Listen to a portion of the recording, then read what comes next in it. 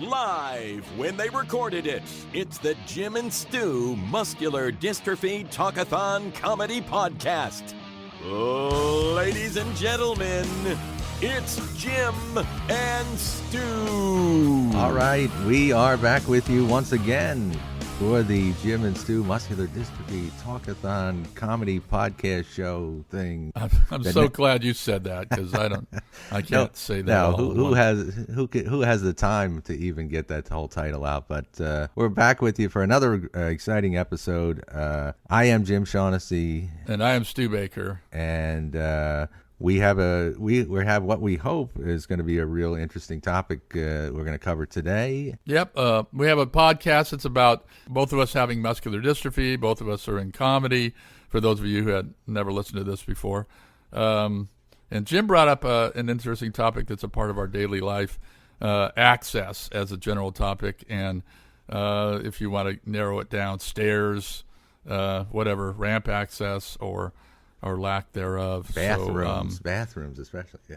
Bathrooms, yeah, everything. Just being able to get to where you want to go, that everybody else is going there, but you can't, or sometimes you can. They do a good job of it, but there's so many stories that we have of not being able to have access to something. And it's real common with people in wheelchairs, for sure. That seems like it's easy to understand, or scooters as it were. But both of us also, as we were coming into the form of MD that we have, were once able-bodied and could handle stairs and then gradually could not. So like our disease progressing, our access to things was slowly but surely diminished. Right. But you got... do you have a particular story that happened to you fairly recently? Yeah. I wanted to talk about an instance, a couple of different things, but one in particular. Of all places, I was at the home that I grew up in, my mom's house, just a couple weeks ago, and in general, though, I mean, you can talk about this a little bit too, but it's not, and I don't. My wife and I don't, we live about a half hour away from my mom, but we go there on holidays and sometimes, just for dinner and just hanging out with my sister, who is also living there. It's kind of communal living for some reason.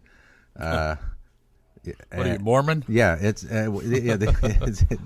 Indian that do this also. It's like 6 generations of a family living under one roof. But so we go up there, and this is a house I grew up in. I was physically healthy. My situation was my MD didn't manifest until I was around 19 or so. So we have a 3-story home that had no accommodations or anything for the longest time. Now there's dual handrails going up, but there's a flight of steps from the ground floor up to the kitchen area. There's like 6 steps, and then going all the way up to the bedroom area, there's like 12 steps. So wow. And I've been back 12 steps. Yeah, that's crazy. I would not be living there. You would not. No, you'd be living on the first floor. You'd be doing everything on the first floor. So now I have relegated myself to the fact that I'm not going to challenge myself to try to do even those 6 or 7 steps, because I've done it. Last year we went for Christmas for a couple of years, and I really pushed myself to get up those steps, and it just took everything out of me. And that's a big thing with people with muscular dystrophy in particular. If you're really straining to do something and you're pushing yourself, especially taking a flight of stairs, you're going to be exhausted by the time you get to the top of that Mount Everest climb that you just made. So that was too much. I was by the time I'm up there, I'm wobbly. I almost need a nap or something. So so I told them, look, if it's not too much trouble, and it didn't turn out to be. Can we eat dinner downstairs? can we, and they had like a big table that they'll bring out, and so we do everything down there, and what's basically like the den, sort of. So there's a big TV down there. They got real nice couches, so it's not like we're eating in the basement or anything. It's not we're not. But that's the street level, right? Yeah, right. That's the access level. The basic level coming into the house from the front door. Right. So that's the other interesting thing. Is there a bathroom? There's a bathroom, and that's where the big story is. All right. Is going to come You're in. golden. So this is, and I've been going up there for the last 3 years since I've been back, and I didn't have any issues, especially with taking a pee or anything. Obviously, you just walk in, I'm not going to be sitting down. I'm not going to be too ladylike while I do that. So I just do the stand-up pee, and I'm in and then I'm out of there. But on occasion, I have to do the old deuce. So I was fine. I was fine for a long time until they renovated the bathroom, and they took away what I was using to prop myself up off of the toilet, basically. So there's nothing on the far wall for me to lean on now, and there's just there's literally this new, real decorative acrylic sink right in front of me, and that's it. And I'm like, so I go in there. So they didn't consult with you before. No, for some reason. Renovation. Yeah, it's like, look, this is a real particular issue. It's like, what's Jimmy going to do when he needs to take a shit? It's like this is it's a real. Well, do you think they even knew that's how you got up? Or? No, they didn't think. They didn't think. No. That's one of the big things. They didn't think about it, and the weird part is I didn't think about it until I'm in there sitting on the bowl, and I'm like, oh wow, I'm not going to be able to get up off of this. So I had to, once again, just like we do in a lot of situations, I had to come up with a MacGyver-like technique, which was kind of funny, but so I have to call my wife, who's out in the other room. I'm like, can you come in here? Can you bring the office chair in here that I was sitting on? Because I use office chairs almost exclusively wherever I go, if I can, because then I can move around and I'm not stuck in a particular spot. So she does, wheels the chair out, and here's what I can do. I can get up to a bent over position, which this is now classic because I got all kinds of junk hanging back there, and I'm like, it's like, okay.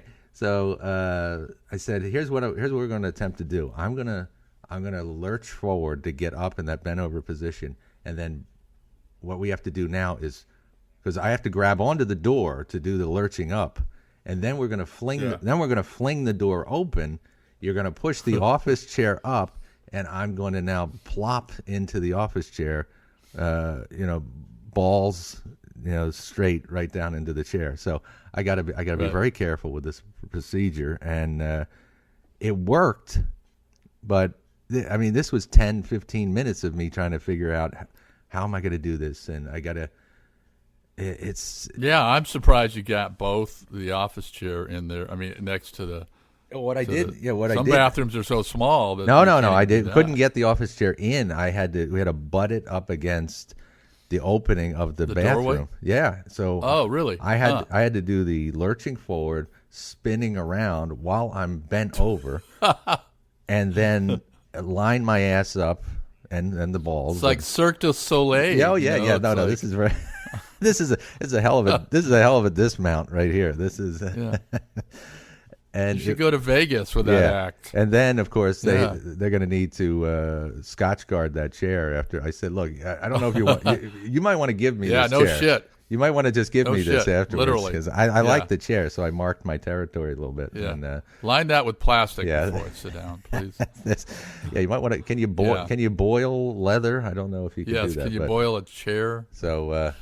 So that was my challenge. I wasn't afraid or anything. I'm like, I'll figure something out. But it's those kind of situations. Thank God I'm at my mother's house. If I'm at let's just say I go to, and I don't do this that often because of that. I also have to limit the amount of fiber I have too, because It's hard to time. You have to know when it's going to happen. Yeah, it's hard to time a shit, really. I mean, it just sort of. Yeah, I mean, this is really probably. I mean, I know it's a lot more common, and God forbid you went somewhere where you were alone. Oh no, to a public bathroom. I'd still be there, actually. Yeah, you'd still be there, or your skeleton would still be there. That's right. Yeah. Yeah, they discover your remains in there.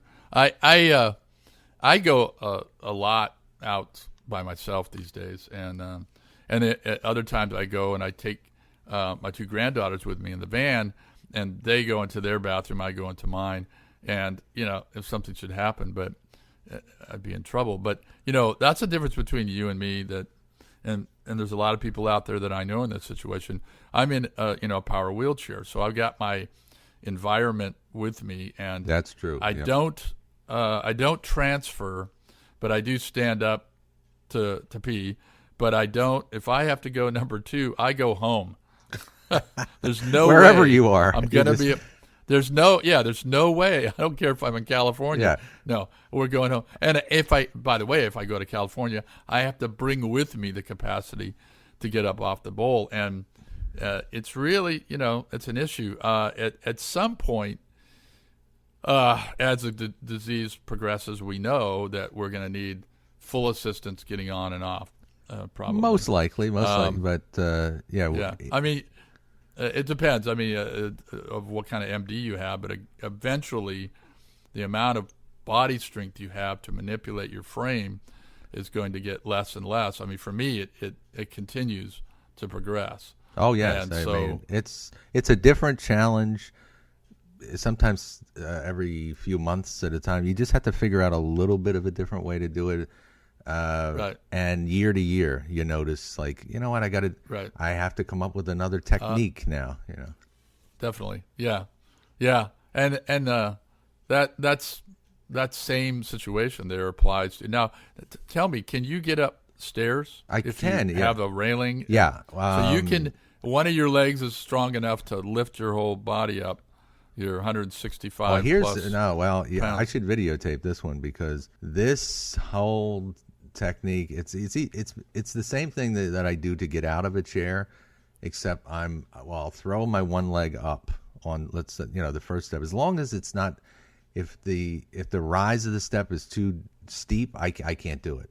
Right. But if it's a normal size step, and I got railings on both sides, and it's wide enough. It has to be a wide enough staircase too. There's all these stipulations with it. Right. So what I do is I'll throw my left leg up and I'll wedge it into the corner of the step, and then I'll pull myself up while pushing off of that leg. So I'm using leverage, and then and what I'm doing with my upper body is I'm twisting it. This is a whole huge aerobic workout. And I'm like, that's why I'm so more Cirque du Soleil moves. Yeah, right. No, it's this really intense looking yoga maneuver, and I don't know. I'm lucky I don't twist something and strain something, and while I'm doing it, but that's my technique, and so I got to do that on each one of those steps. Right. So it'll take me like. So what? Now let me get this picture in my mind. So the handrail to your left, you're holding onto that, right? Right. With both arms, like both hands, you have them at different places, and you're kind of facing the handrail. Yeah, I'm facing in. I got a hand on each one, and I'm doing. So you're using both arms, upper body strength, arm strength, and that leg is pushing. I got good shoulder. I got good shoulder muscles. I must say. So that helps me. That helps me out a lot. So I can't do any of that anymore. I mean, I don't even walk anymore. But I had a technique that was similar, that was kind of a lean, like it was like leverage. Like I would put my right leg over to one side, and then if the staircase had a wall, then I'd put my shoulder against the wall. Yeah. And then it's kind of a leverage thing. I really wasn't. I didn't Always have leverage. the strength, Yeah. the pure strength to lift myself up, but I could leverage myself up, and then my left leg would come up, and then that would straighten me up, and then that's step number 1. Yeah, I know. You just did something so straining, and now you got to do it another 5-6 times. Or Yeah, right. It's brutal. Yeah, it just was out of the question if it was too many. And again, it had to be under certain circumstances where the left side had a wall. Right. No, and, that's exactly right. If yeah. those steps are not laid out properly, Right. first of all, if there isn't dual handrails, no, I'm fucked. I can't even take a shot at it. Yeah. And Well, but how often is it like that? I mean, you go out into the public. This is the downside of being ambulatory still, and because I think it's just a curse. It's a natural instinct to want to do it on your own, or not succumb to the chair. That's the whole thing. That big monster that's just hanging over your head, that dark cloud. And so I'm always fighting to see what I can physically do still within a certain parameter. I'm not gonna take huge chances, and you'll get over it. Yeah, I probably, and I'm okay with staying in the scooter too. It's just like, you know what, whatever.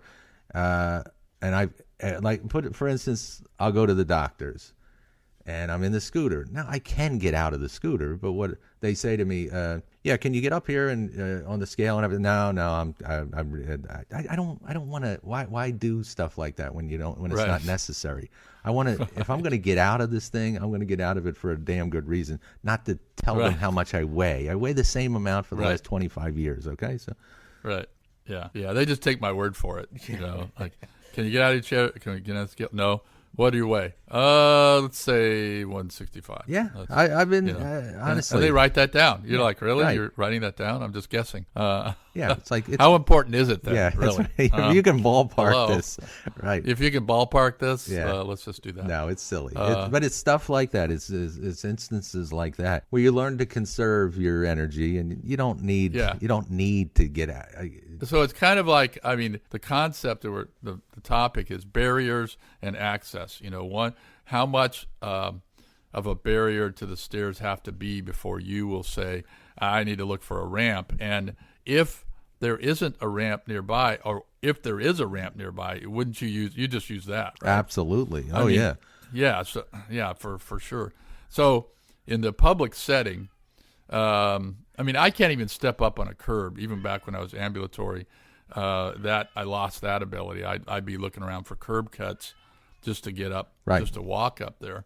And so then I began to notice all that in society that was provided for people with disabilities and that which wasn't. And it gravitated towards the stores that had parking spaces up against the building as opposed to ones that were in the middle of the parking lot. Traffic. Yeah, right. Yeah, in the middle of the parking lot, you had to cross traffic to get across there, and ones that sometimes there's very well designed shopping centers that you get out of your car, and basically it's at the same level as the sidewalk, and you get on the sidewalk, and then it's a gradual incline up to sidewalk level or something like that. Yeah, and then you walk into the building, and so let's. I don't know if you had any more on the stories. Yeah, I wanted to just continue on that same topic a little bit with my mom's house. Okay. So that was. They have a great sense of humor, and you have to, especially considering what I'm trying to do, extract myself from a toilet with my balls. You mean they laugh at you? They literally. And I'm like, look, somebody's got to take a shit around here, and they might not be getting off of your toilet. It's like, can we put a goddamn grab bar in here or something? Just a little bit of help, just a little bit. I'll just bust their balls horribly about it. But they have not put anything in. It's like, it's not a denial thing. I really think they're like, well, how often is he up here really? Do you have any of that going on with friends, relatives, anybody that you go over at their house, and have you had a circumstance? Well, I've got almost every house that I go to here in the Phoenix area. The threshold is it's too high that the chair can't even get in the house, so I bring my own ramp. Right. And I think I mentioned in a previous podcast that I have relatives that, like, they have cabins up north, And I have a friend that has a cabin up north, and they both have mentioned, oh, you should come up, But then I go, well, what's the handicap access? And then they go, oh. Oh, yeah. Like remember that shit that I have to deal with every day? Yeah, remember that? Yes. Yeah, they go, oh, yeah, we don't really have that. A friend of mine who's really great, in fact, he used to volunteer at MBA camps. He said, oh, I'll build you a ramp. And that's what he says every time he invites me up there. And I say, have you got that ramp built yet? No. He'll get around to it someday. But I'll tell you what, just to cut in real quick common. There, this is the irony of it all. Friends of ours, actually just acquaintances of my wife, we ended up going over to their house just to hang out for, like a backyard barbecue or something one time. And the guy realized that there was this big problem with, even with the scooter getting into the backyard. I mean, this thing isn't an all-wheel drive kind of deal. So this guy, virtual stranger, ended up laying like a tarmac of plywood all the way through his yard. So it must have taken him like a half a day to do this. It was pretty elaborate. He set me all up. I was able to ride all the way back there to their back porch, hang out with everybody, and have access. We're talking a full like half an acre or something. Wow. And this is at a virtual stranger's house. So, what goes on, and again, at my mom's house, we have a backyard pool. I have no way of getting back to this pool whatsoever because it's a lawn that, it's real like fluffy, sinking down into kind of grass. Yeah. So I haven't been out at that pool in like 15, 20 years. Yeah.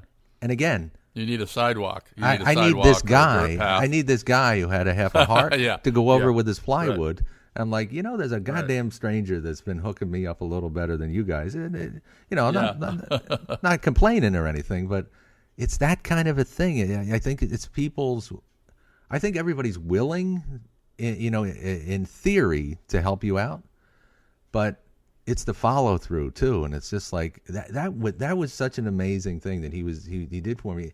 And there's also these other people that we were hanging out with, and just just friends of ours too, and semi acquaintances, really not really great friends.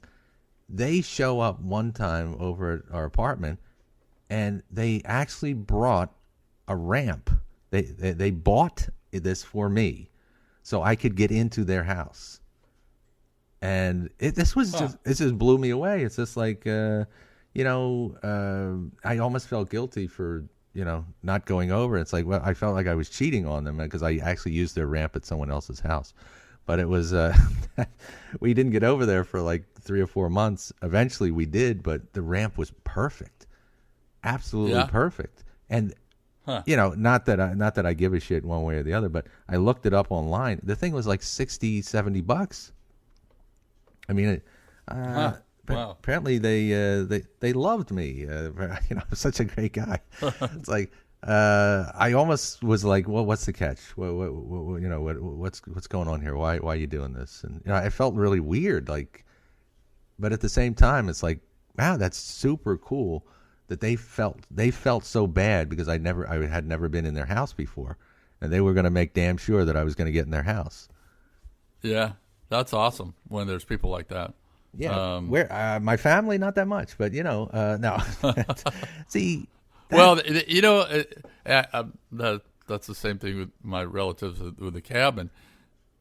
They're kind of used to you, and that has both a good and bad to it. In other words, the good part is they just accept you, as you are, and in the as one of their own, But when it comes down to your awareness of access and their awareness of your access, they're not the same because they don't live it. Right. But you know what it is? It goes even further than that. Even if you show them and explain to them and if it's the out of sight, out of mind thing too. If you don't spend that much time with them, they don't think they really don't. They revert back to, oh, well, I'm sure it's okay. And then I see all these impediments. Like I have to walk through my, again, at my mom's house, I got to walk through their garage. It's all, ground level. But they have shit all over the place in the garage. They have it's a death trap for me. They got, my niece's bicycles, and they got cans of paint, and they got chairs, and it's like, you really trying to take me out here? I mean, can you just clear a fucking path through this minefield for me? So again, like you were just saying, they don't think about that, and I understand. I don't hold it against them. I will ride them incessantly about it, but I'm not there that often. I think. I mean, tell me if you think that's right too. I mean, it really, if you're in their lives constantly, if you're always there, they're probably gonna take some steps to make accommodations. You would think, right? Yeah, right. Yeah, if it's on a daily basis that you hit that barrier, eventually, right, those solutions start to occur. But if you're just a visitor, it's like how much are they willing to do just for a visitor? Yeah. And you just expressed, the range of things that people will do. Right. One guy who's frickin' build you something, right? And then another person who just like, oh well, he's only here every once in a while. I mean, we'll make it work when he's here. Yeah.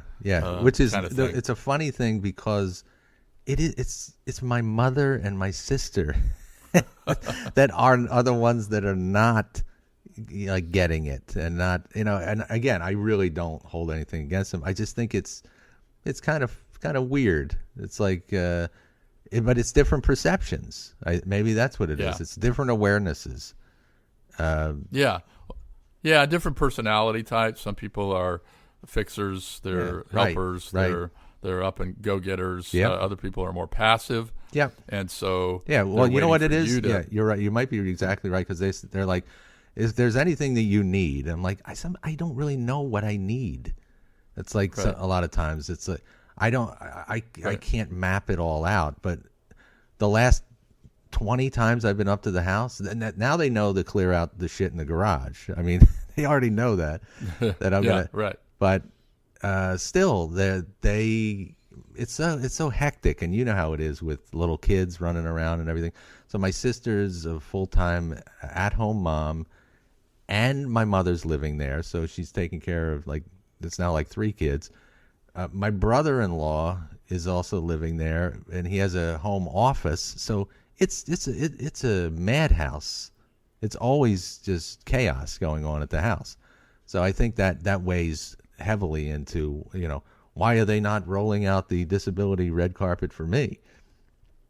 Yeah. So they got other things going on. Yeah, everything they got. I mean, it's a whirlwind of stuff always. So yeah, I mean, sometimes you have to call attention to yourself in a way that, to one degree or another, you or I are not as comfortable doing. Yeah, and you don't want to be a jerk. You don't want to. Yeah, I'm all for it. I'm like, I can't get my ass off the bowl in here. Hello.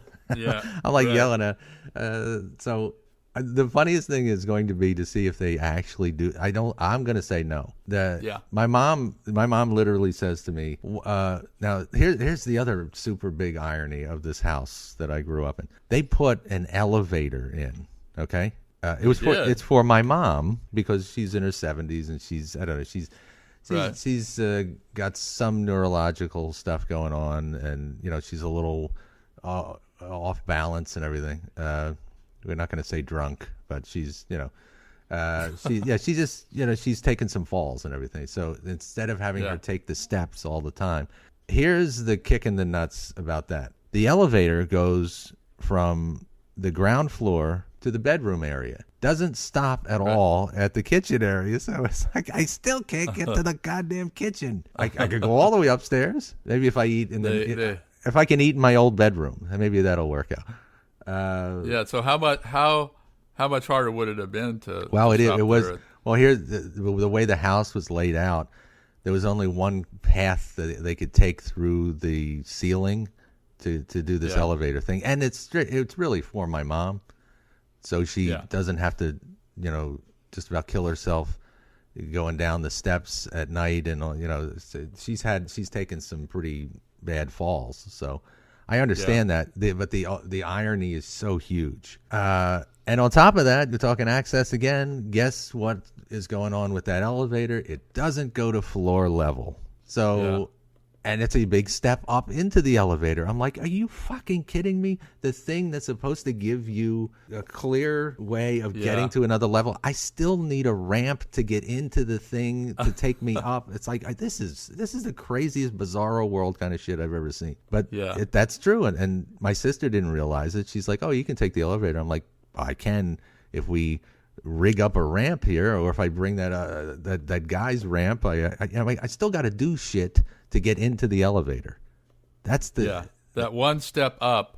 Oh yeah, it's a big one. It's a big one. And there. Yeah. So I said, well, there's nothing inside. If you ever seen one of these personal elevators, you can build stuff into it, like grab bars. There's nothing in there, so I can't even grab onto anything. It's like, what the fuck are you people doing? I know this isn't for me, but Jesus Christ, what if mom is a little wobbly getting into the elevator? That's funny. It's really, but it's wacky. It's like, right. The house I grew up in is so weirdly non-accommodating for me. It's almost, we got an elevator, but it doesn't go to the floor that I needed to stop at. So that's like, I don't know. Yeah. It's so crazy. It's interesting, the things that do and the things that don't, the places that do and the places that don't. I was telling you years ago when I was married and we took our kids to church every Sunday. That's the way I was raised, so we started doing it.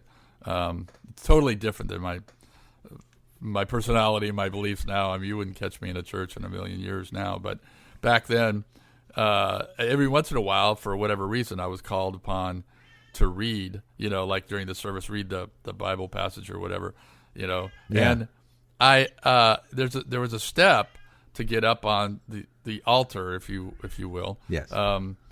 Big step. Even when they provided a step to cut that in half, you're talking 8 inches. Oh yeah. I know I'm a Catholic, or Reformed Catholic. So I've been at the churches, and yeah, that altar and those steps that's like the size of 2 steps usually. Yeah, and then I when that started happening, I started looking around. Not that if I went to a wedding or whatnot, because I one time on my sister's wedding and on my dad's funeral, I was called on to speak, and literally, they had to haul me up there. My brothers had to lift me up there, Weekend at Bernie's style, and. It's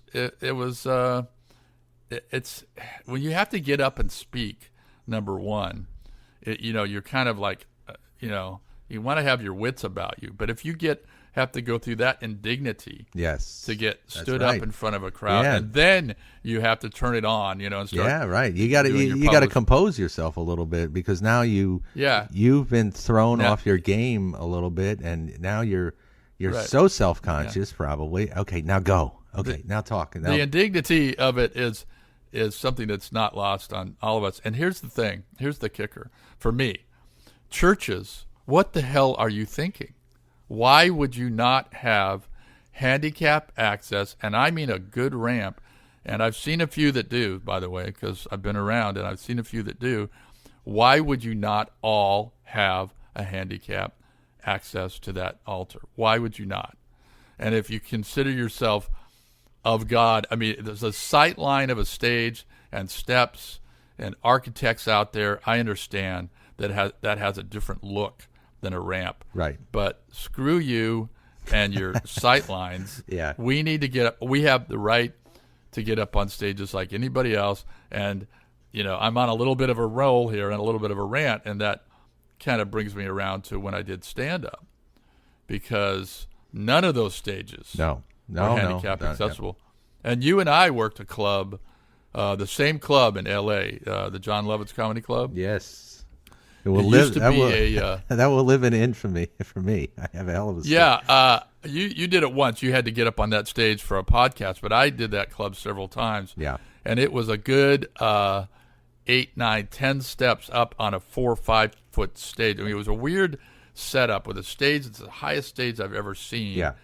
It used to be a B.B. King's Blues Club, so and you're facing an audience that's the first floor of the audience is now half a floor below you because you had to get up on the stage. The next stage is like this balcony that's pretty close to eye level now that you're standing on the stage, and then there's a third level up above that.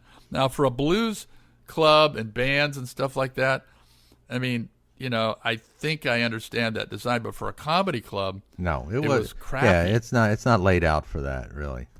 But I would get the two guys to carry me up on stage, and I threw out the Weekend at Bernie's joke. That was kind of my opener, but it took me so long to get up on stage, and the music's playing, and the MC's going, okay, we got this guy coming out from Phoenix, That's Arizona. Right. All right, thank you, everybody. Good night. Yeah, he doesn't have very many credits, so I'm just kind of vamping here and keep the applause going. That's right. Really, keep it going. No, you have to keep it going. No, we have to keep it going. Then I'd get up on stage, and then I learned to have – I had an opener that fit with that because no matter where I got up, always took a while. I'd get up to stage, and the first thing out of my mouth was all right, I got time for one more, then I got to get out of here. That's right. No, that's perfect. And that would, I'll tell you what. Always got to laugh. That would kill with everybody because that would. And then it always got to laugh. That would take all that pressure out of the room because people are just sitting there feeling, oh, like, Jesus Christ, what? I came up with a new line. I was talking with a comedy friend of mine. I wanted a similar line now for the chair because I'm going to start getting out. And my new opener is going to be, I'm going to get up there with my chair, get the mic set up, and I'm going to say, oh, no, stay seated. I insist. Yeah, right. Yeah, you have to call attention to this.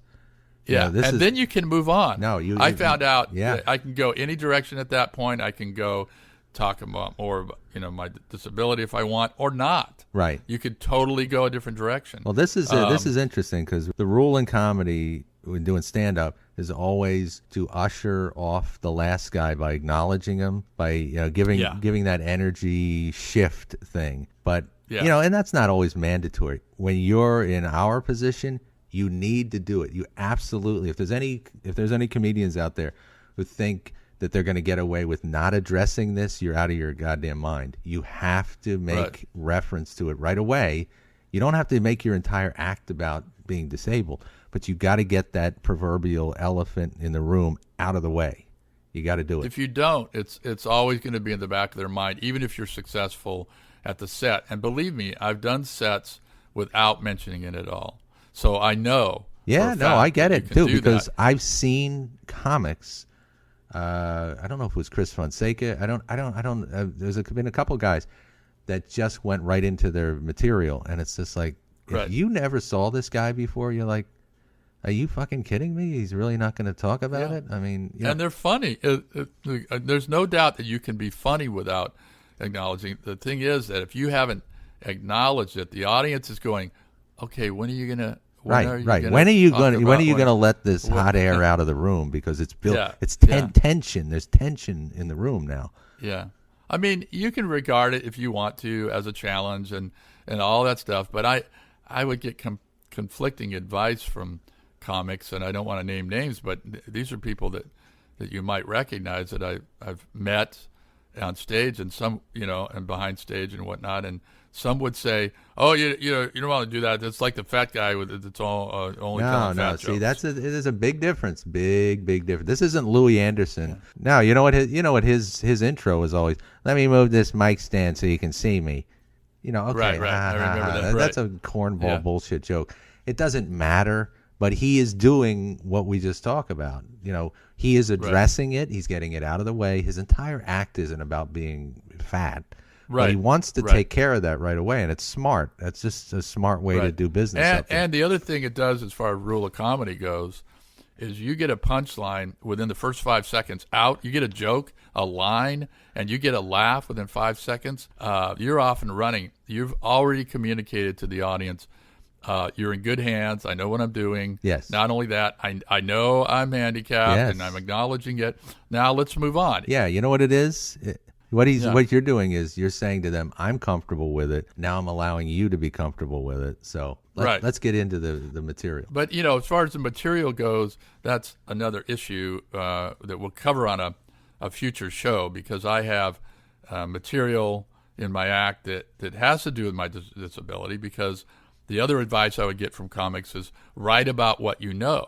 And, well, I know about being handicapped. That's for damn sure. Yeah, So, yeah. and a lot of it is hilarious, you know. Right. Yeah. But I'm a human being, so I have a lot of material about being a dad or being a grandfather or being, whatever, political or whatever, So I have a lot of that too.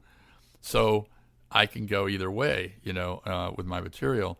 But back to the stage access, like the churches, I wonder when it's going to be that someone who's disabled challenges this idea that entertainment stages do not have handicap access. Well, I'm going to tell you, my theory on this is when you get a disabled comic as big as Jerry Seinfeld, when you get somebody at that level, Right. when you get somebody Right. with that kind of stroke, with that has that kind of pull, and then things would change. But I don't think Right. we haven't had somebody at that kind of a level. I mean, other than No, there's been a number of disabled comics that rose at various levels. You mentioned Chris Fonseca, and I met him and been on some stages with him. He's a great guy, and he rose to a certain level. I would say rose to national recognition, but not. I'm not talking Seinfeld level. I'm talking that he worked national clubs and headlined. Yeah. He was a touring comic too, and he's Right. been on television. Right. I've seen him work. He's a funny guy. Yeah. But I agree with you. He didn't enter that mainstream consciousness. In No. other words, If you said the name Chris Fonseca to anybody, they'd say, who? Right, exactly. I mean, not to anybody, but to a lot of people that didn't know comedy. Well, you have who else? We have People in comedy knew him. People in comedy knew him. Yeah, but comics knew him. Who else? Yeah. I mean, let's be honest. Who else do we have? We have Josh Blue. I mean, who's questionably crippled, if you ask me. I don't even know. I think he might be working an angle there a little bit, but I've met him. He definitely is. He's really fucked up. Yeah, legitimately. He's got a strong disability. He is funny. But I will say he's funny. I think he's funny. Yeah. And there was a gal, Jerry Hollowell or something like that. Jerry Jewell, years ago. Jerry Maybe Jewell. that's what it was. Jerry Jewell. Yeah, Yeah. I'm saying the wrong name then. Yeah, Jerry Jewell, and she was she had cerebral palsy. Yes. Or something like that, which is what Josh Blue has, I think. Yeah. Allegedly. And but you got to get somebody. I agree with you. It would change then, but actually, the thing that I didn't do, that I wouldn't do, was to challenge it. I would just say, I'm bringing a ramp. I need somebody to carry me. I'd never say, why don't you guys have handicap access? Because you know what? It'd be the last time I worked there. Right. Exactly. Yeah. And if you ever sued, you wouldn't work anywhere after that. Yeah. There is this unofficial blackballing thing that can go on. Yeah.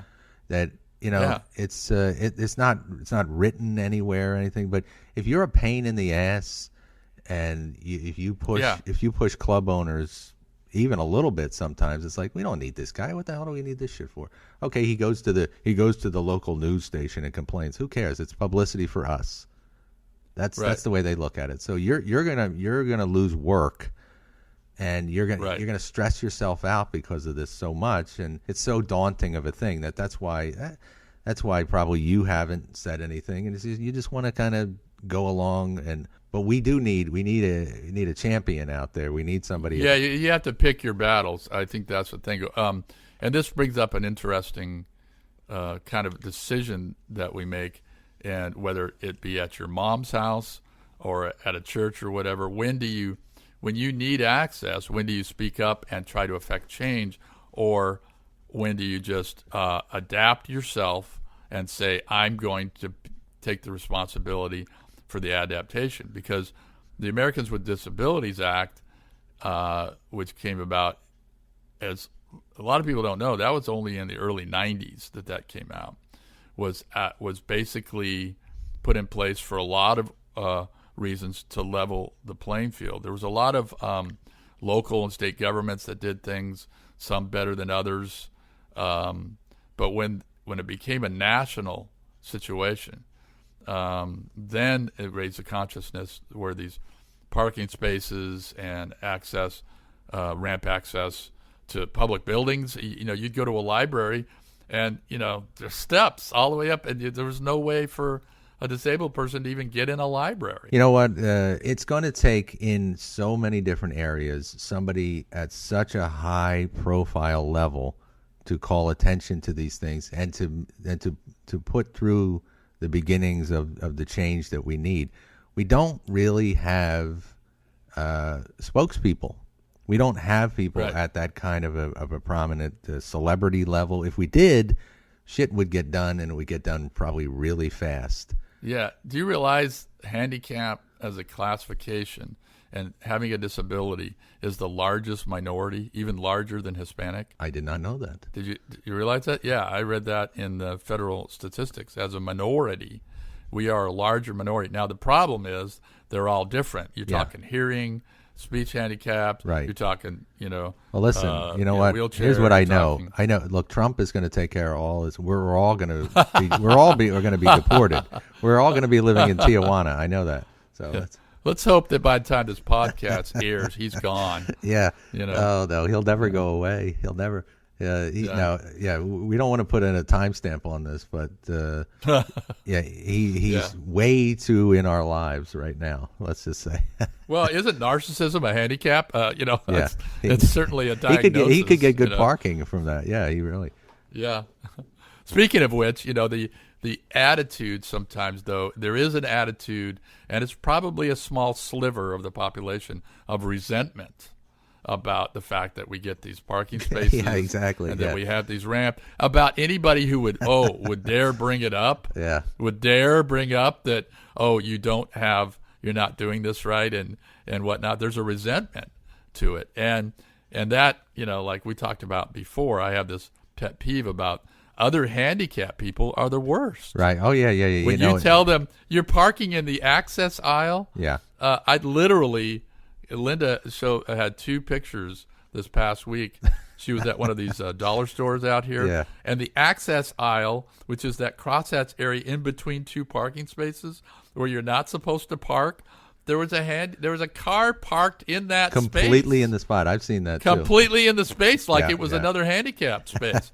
And I'm like, you freaking kidding me? I mean, that's another handicapped person who's oblivious to the fact that somebody on either side now who might have a ramp can't get out of their car. That's it. You know what? So there is there's an attitude of, you know what? Fuck it. I can't get another spot. Who's going to park in these lines here? They don't even think, there's ramps that need to come out. No, it's all about them, and they're going to park there. If you start to notice, I mean, maybe some people in the audience can start to do this too. Go out and take some stock in what goes on in these disability parking spaces. Take some pictures. Even upload them to our Facebook page, which is Jim and Stu Podcast. It's Facebook. Facebook. Yeah, Facebook.com/Jim and Stu Podcast. And is spelled out, and Stu is STU as always. Right. But yeah, give us your view on this. I mean, how many times have you can even post the photos to the site? Yeah. I think we have to approve them, but you can post them. I would like that. Nothing more than to have that Facebook page become a center for that. There's a couple other Facebook sites out there. There's one called You Park Stupid. Yeah. And that's just a general one for people who people that park, corner wise over two spots because they have a nice sports car. Yeah, exactly.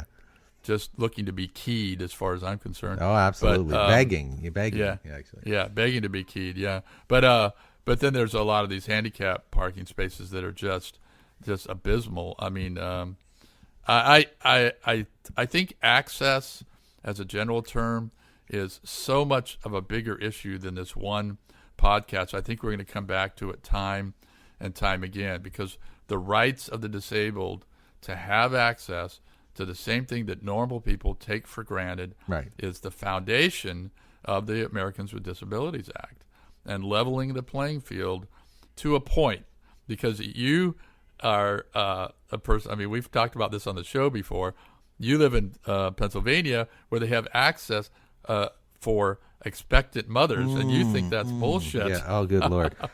Just real quick. I mean, I sent you. Out here, they don't have that. I so sent you a text. I sent you a text message. I was sitting over. I just dropped my wife off to go in and grab some stuff.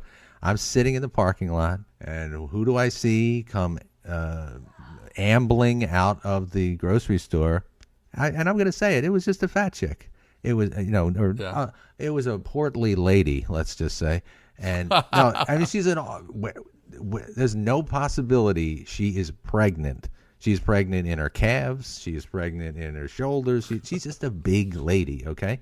She comes right into that, gets into her van or whatever it was, and she felt entitled. Like, you know what? Fuck it. Nobody's taking this spot. Was somebody going to call my big ass out on this? That's what it is. Right. There's no paperwork that you need. There's no placard.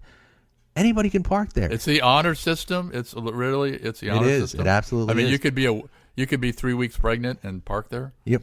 Yeah. I felt I really and I really was so close to going, is it a boy or a girl? Yeah, what is it? Huh? What is it? Yeah, big fat bastard. But yeah, you're just taking a spot for the fact that you don't want to take your giant ass any further through the parking lot. You got to walk all the way through. This is my thing. You have to walk all the way through the grocery store. You're not taking one of the damn electric carts in there. So what's the difference? Why are they getting preferential closer to the building treatment than handicap spots? There are two, it's so stupid. I tell you what, this is one of those things where you and I don't see eye to eye exactly. I think I'm going to bring you around to this. We're two guys talking about it, so women are going to say, "Shut the fuck up." You don't know what it's like. I got a pretty good idea. Months pregnant. Yeah. I'm not. Yeah. I mean, literally, if you've ever been around, also a pregnant woman, and see them try to get up off a chair, I know. And walking, it's tough. It's at tough. That point. It's not literally. They are this handicapped tough. It's not this tough, but it's tough. Well, it's not muscular dystrophy tough. No, that's what I'm saying. They can still walk. They can still get. Don't give us that. They can still get up off the toilet seat. Yeah, you had to go get knocked up, and now look at me, I got to get better parking. Listen, just don't no, but and that there's a whole thing. There's a rationale. I have the solution for all that. You need to send your baby daddy, your husband, your boyfriend, whoever it is.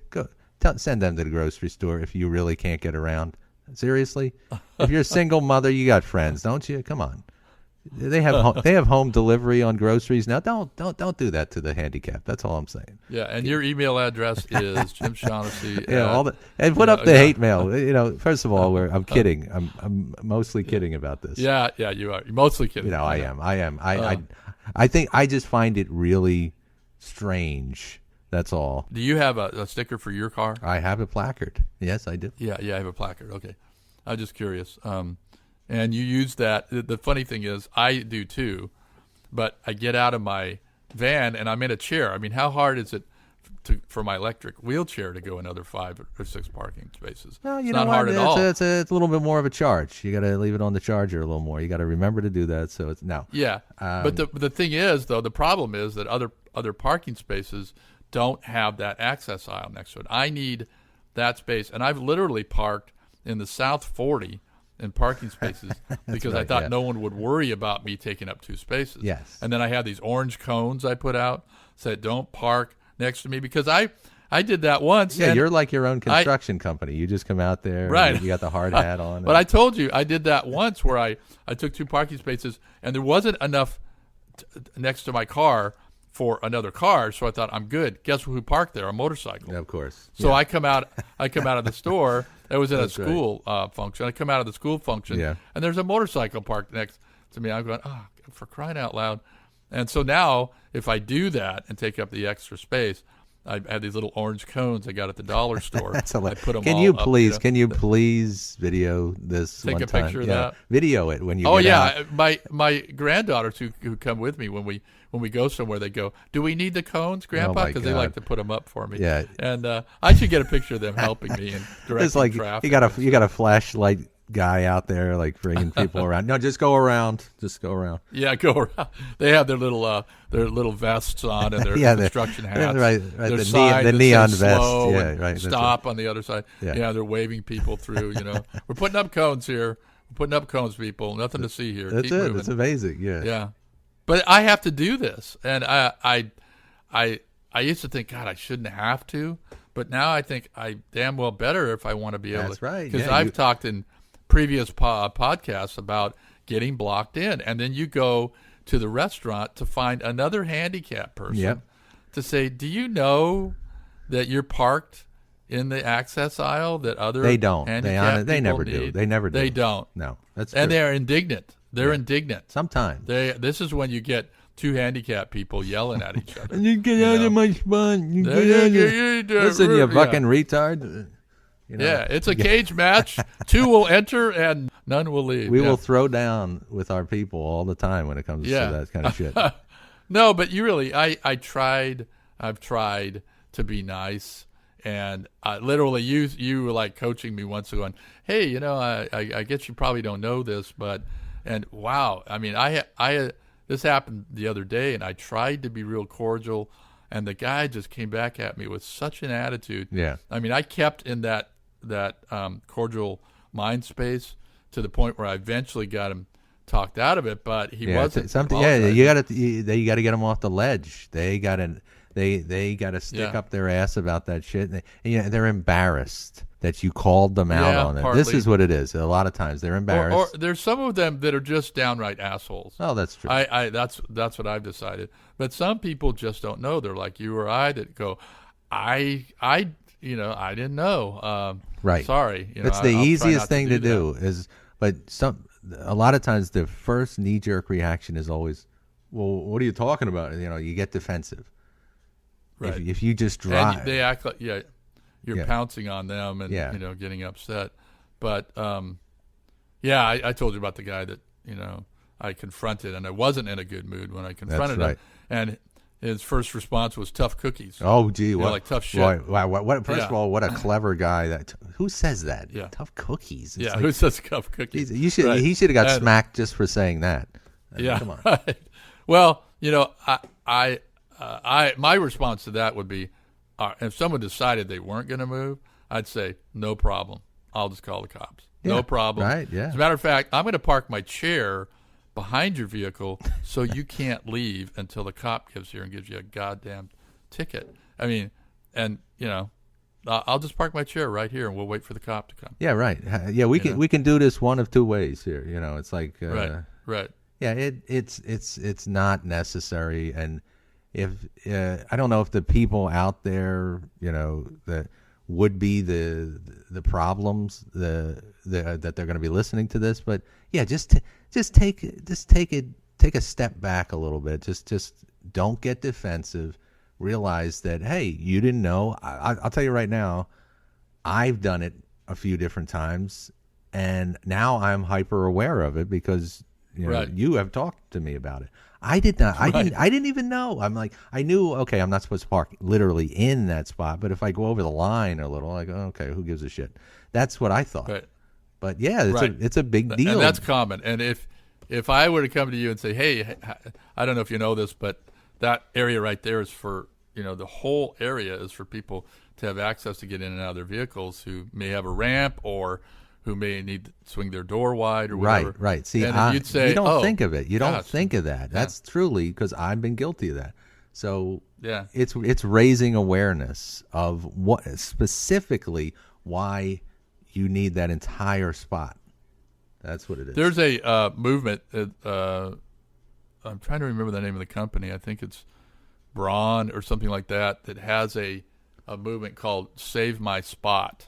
And I believe you can Google it if you go in and put in Save My Spot. And they'll send you a package that has a cap, like a ball cap that says Save My Spot, which is kind of useless as far as I'm concerned because I don't wear that kind of hat. But secondly, they have these stickers that you can put, they're like Post-it notes. Right. And it says on it, it's very polite. It says, hey, it left me in kind of a spot here where I couldn't get out of my car, or and I've come to putting those on cars that I see parked in those areas, and some of them do such a bad job. I'm thinking, really, are you that oblivious? So it's seriously. So you're like ticketing them almost without just let me just put a little something on your windshield. Put a little note so maybe they'll become aware. Little heads up. But I also take a picture of them and I post it up on You Parked Stupid, and take a close up of their license plate so people can put a little public shaming never hurt anybody. No, it's always a lot of fun though too. It's just. But I've done that a lot. I put up the. Put up the car that I saw that week. I mean, literally, I've done it a dozen times now on my site. And other people now send me pictures from all over the country saying, hey, I saw one today, Stu. Yeah. Hey, listen, we've gone over our hour here. Do we want to we probably do need to do a wrap up here because you have what do you have? You have some guy coming out to help fix your scooter or fix your chair. I got a new chair. I got some adjustments to be made here. The continuing saga of my new chair is I'm getting used to it, trying to get used to. It feels different. It's really weird, and help having it get fixed so I could do the things with this chair that I could do with my other chair, like drive and get up out of it. So what is what's the thing that he's working on today? Oh, just today. I had him. They came before and adjusted the arm closer to me, which they can do. But he did it a little bit too far, and now it won't. You can't lift it up. You know how sometimes you need to lift the arm all the way up, so you get out of, for a sideways transfer, and it sticks at a 45-degree angle. So he has to come and adjust it again so they can go all the way over. That's all he's doing today. Oh, I take that back. On my old chair, I needed new batteries too, so he's coming over to put in new batteries for that chair. So he's doing two things while he's here. I got two chairs now. As a matter of fact, I still have my old backup chair that I got to put up for sale on Craigslist. So I have a fleet of chairs right now. you need like a valet guy pretty much now with all this shit. That's, I mean, literally, my extra bedroom looks like one of these stores, that you walk into and go, oh, there's handicapped people here. Yeah. But anyway, and I'm going through the insurance thing that I haven't got any answer yet. Appealing for the seat lift. Remember where I talked about how I need the seat to kind of raise up a certain height so I can get out of it? They're going to pay for everything on this chair except that adaptation that you ability need. For me to get out of it. Yeah. So nice. It does all these cool things. It's great, but I can't get out of it, unless it has a seat lift. But that was denied. So we'll see what happens on that. That's all I have right now, so there hasn't been a whole lot of progress. Well, I think we covered a lot of ground on this show today, and hopefully people have gotten a little bit of insight on our particular situations. Maybe they even relate to yours. Again, we want to hear from you guys. Good, bad, indifferent. Opinions about the show. Are we rambling on too long about one thing? Can you not? What do you like? What do you not like? What would you like to hear us talk about on the show too? We want to get your feedback and your opinions on our Facebook page. Again, which is facebook.com/Jim and Stu STU podcast. So let us know you're out there first of all, and that you heard a little bit of this. We'd like to hear from you. But I think we brought a lot of focus on an issue that maybe doesn't get a lot of attention. Access. Yeah. So.